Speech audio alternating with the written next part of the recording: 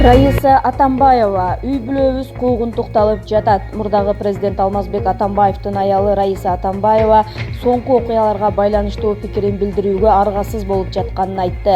Ал үй-бүлөсү куугунтукка кабылып жатканын Улуттук коопсуздук боюнча мамлекеттик комитетинин имаратынын алдында Атамбаевдин бөгөт чарасы каралып жаткан учурда билдирди. Сот бүгүн көчмө жыйынын УКМКда өткөрүп, ага жакындары кире албай калган. Алмазбек Атамбаевдин тарапташтарына менин үй-бүлөмө, балдарыбызга, жакын туугандарыбызга карата куугунтук жүрүп жатат. Атамбаевдин улуу баласы Сейитбек Атамбаев катуу сабалды. Азыр аны күн сайын суракка чакырып жатышат. Анын буту гипстелген, балдакчан жүрөт. Атамбаевдин жакын тууганы жээнине 2 кылмыш иши ачылды.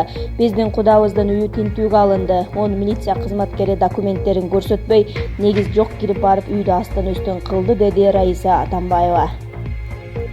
Мурдагы 1-айым аларча мамлекеттик резиденциясындагы үйүнө мөөр басылып, кире албай, буюм тайымдарын, кийимдерин ала албай жатышканын кошумчалады.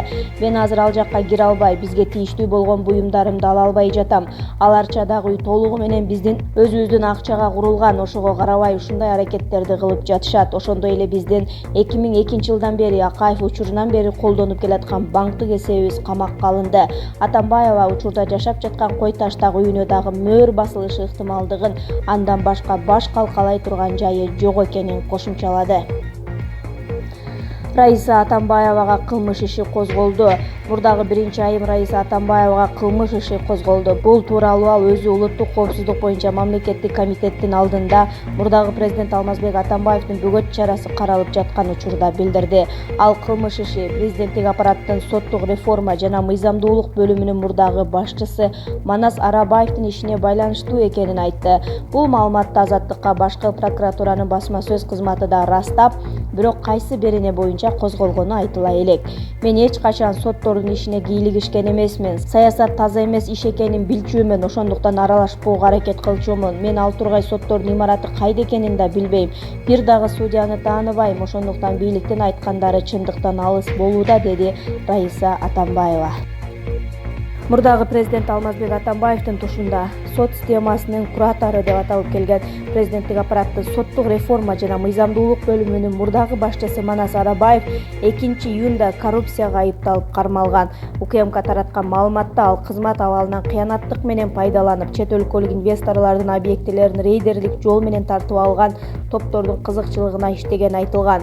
Кийин Манасбек Арабаев Раиса Атамбаевага каршы көрсөтмө берип, мыйзамсыз иштерге кыскан айымдын суранычы менен барганын билдирген видеосу интернетке чыккан. КСДПнын айткандарын чындыкка кошпойт деп билдирген. 1 айдан кийин Арабаев үй камагына чыккан.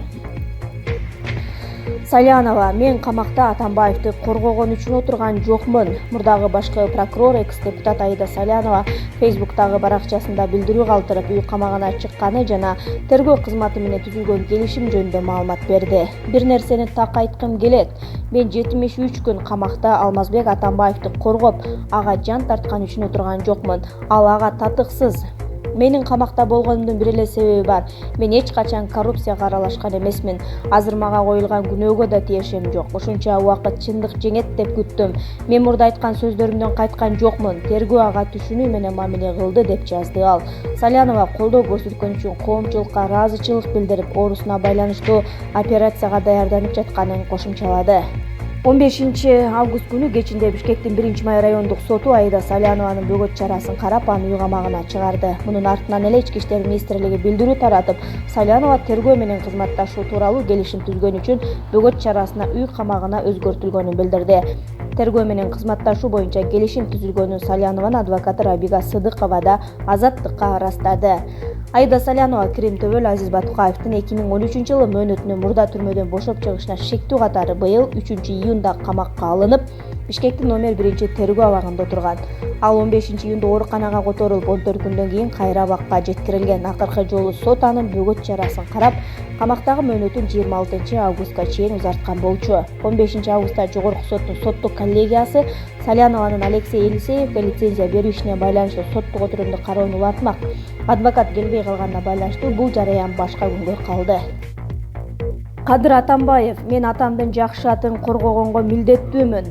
Кечээ 16 августта Алмазбек Атамбаевдин баш коргоо чарасы каралды. Ага анын жубайы Раиса Атамбаева жана уулу Кадыр Атамбаев да келди. Бирок алар процесске киргизилген жок. Журналисттер Кадыр Атамбаевга дача сууга кулаган учактагы жүктүн тегерегиндеги суроо беришти. Экс-президенттин уулу бул суроого жооп берип жатып, эл жомокко ишенип жатат деп белгиледи. Текебаев андагы жүк тууралуу такыр башка кетти айтып жаткан. Жакында эле интервьюсунда чайнектин ичине алтын салып келишкен деп айтты. Алтын баалуу буюмдарды ким чайнекке салып ташыйт? Түркия, Казакстан өкмөтү Атамбаевдин байланышы бар деген кетти четке каккандан кийин мындай калп жомокту айтуунун кереги жок. Эл кантип мындай уламышка ишенип жатат, билбейм, деди ал. Андан кийин массалык маалымат каражаттарынын өкүлдөрү анын жакында коомчулукка жасаган кайрылуусу жөнүндө айтышып, саясатка киришүү ниетиңиз барбы деп сурашты. Кадыр Атамбаев: атамды камап жатышса колго ушуруп отура бербейм да, оюмду айтышым керек. Мен саясий элитаны жакшы билем. Атамдын сөзүн эстеп кеттим. Ал азыркы эски саясатчылардын баарын өзү менен кошо ала кетиши керек. Ким эмне дебесин, атам президенттик мөөнөтүндө энергетикалык тармакта көз карандысыздык алып келди. Бир топ ири долбоорлор ишке ашырылды. Бул иштер эсте калат. Мен анын жакшы атын коргогонго милдеттүүмүн. Ал эми Жээнбеков кайсы иши менен мактанат? Менин Байкуш апама кылмыш ишин ачты. Атамды камады. Эмне дейм? Өздөрүнүн максатына жетишти. Министрлик Самат Курманкуловдун абалы оор бойдон. Саламаттыкты сактоо министрлиги 7-8 августта Кой Таштагы окуяларда жабыркаган Чүй милициясынын башчысы Самат Курманкуловдун ден соолугуна байланыштуу маалымат таратты. Анда Курманкуловдун абалы дале туруктуу оор бойдон экени айтылат. Москвадагы Бурденко атындагы нейрохирургиялык борбордо ага кошумча анализдер дайындалган. Ошонун жыйынтыктары менен андан кийинки дарылоо жолу белгилүү болот. Милициянын башчысын дарылоого кеткен каражатты мамлекет төлөп берет. Москвага аны саламаттыкты сактоо министринин орун басары Мадемин Каратаев коштоп барган. Анын айтымында буга чейин жабырлануучуну аталган борбордун дарыгери академик Александр Потапов бир сыйра кароодон өткөргөн. 11 августта Бишкекте травматология жана ортопедия илим изилдөө борборунда орусиялык дарыгерлер менен кошо консилиум өткөрүлгөндөн кийин Самат Курманкулов Москвага которулган. Бишкекте 2 жолу операция жасалган. Самат Курманкулов 7 августта Кой Ташта мурдагы президент Алмазбек Атамбаевди кармоо операциясы учурунда жараат алган. Түндүк Корея 2 ракетасын деңизде сынады. 16 августтун таңында Пхеньян асманга 2 атуучу куралын Жапон деңизине карай чыгарып, дагы сыноо өткөрдү. Түштүк Кореянын кол башчылар штабынын бириккен комитети кабарлагандай, ракеталар Түндүк Кореянын Кангвон провинциясынын Тончон шаарынан атылды. Аскерлер кошумча атуулар болсо кырдаалга даярдык абалында көз салып турушат деп кабарлайт аталган комитет. Ракеталардын атылганын расмий Пхеньян растай элек. АКШнын президенти Дональд Трамп алыскы жана жакынкы аралыктагы баллистикалык ракеталарды атуу ал Ким Чен Ын менен түзгөн макулдашууну бузбай турганын буга чейин билдирген. 9 августта Трамп Түндүк Кореялык кызматташы Кимден өтө чырайлуу кат алганын жана ал бул өлкөнүн лидери менен 3 саммитке дагы жолугушу мүмкүн экенин айткан. Өзүңөр билгендей, мага эч качан аскердик оюндар жаккан эмес. Мен эч качан ага фанат болгон эмесмин. Эмне үчүн билесиңерби? Ал үчүн төлөө мага жакпайт деген. Трамп 25 июлда Пхеньян Түндүк Кореянын лидери Ким Чен Ын менен АКШ президенти Дональд Трамптын июндагы жолугушуусунан кийин биринчи жолу ракетасын сынаган. Пхеньян андан бери дагы бир нече жолу ракеталарын атты. Эки Кореяны бөлгөн тилкеде кездешкен жетекчилер өзөктүк куралдан арылуу тууралуу сүйлөшүүнү кайра улантууну макулдашкан. Кундуз Жолдубаева чуу жараткан баштык боюнча маалымат берди. Алмазбек Атамбаев Кой Таштагы үйүнөн укук коргоо орган кызматкерлеринин алдына өз ыктыяры менен чыгуу чечимин кабыл алгандан кийин баштыкка үйүнүн жана жерлеринин документтерин салыптыр. Бул тууралуу Атамбаевдин кеңешчиси Кундуз Жолдубаева журналисттерге жооп берип жатып билдирди. Белгилей кетсек, 13 августта социалдык тармактарда Атамбаевди кармоо учурунда Асанов андан акча, зер буюмдар жана маанилүү документтер салынган пакет алып жатат деген видео тараган. Өз кезегинде Асанов бул боюнча жооп берип, эч кандай акча албаганын билдирген. Жолдубаеванын айтымында мурдагы президент пакетти адвокат Сергей Слесаревке тапшырып койгула деп аманат катары тапшырган. Баштыкты бардык видеодон көрүүгө болот. Ичинде документтер бар болчу. Ары бери көтөрүп жүрө берип, кармагычы да айрылып калган эле. Ага эч ким көңүл бөлүп сураган эмес. Эртеси кана пакет болуп жатып калды. Анайына менин үйүмдү дагы тинтүүгө алышты.